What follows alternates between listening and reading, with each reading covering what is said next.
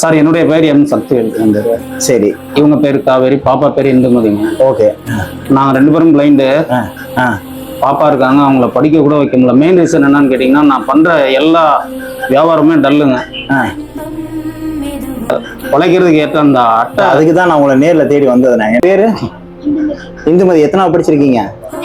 9th. ஏன் discontinue பண்ணீங்க? இப்போ அண்ணா உங்க அப்பாவுக்கு ஒரு நிரந்தரமான தொழில் ஏற்படுத்தி கொடுத்தா நீ ஸ்கூலுக்கு போக தயாரா? சார் இந்த நைட்டி பாவாடை வச்சு சேல்ஸ் பண்ணுவாங்க. இந்த ஊதுபத்தி அட்டை, அந்த மிஷின் வச்சு பண்ணுவாங்களா? அதுவா? அது 20,000 ரூபா வரும். 20,000 ஆகும். சரி, அந்த மிஷின் வாங்கி கொடுத்தா இப்போ பாப்பாவுக்கோ உங்க ஒய்ஃபுக்கோ எல்லாருக்கும் நீங்க ஒரு ஆளா இருந்து ரன் பண்ணிட முடியும். கண்டிப்பா முடியும். சரி, இது வந்து நான் உடனே ஏற்பாடு பண்ணி தரேன். Thank you sir. அக்கா ஓகேவா? எல்லா பொருளுமே இதுல இருக்கு.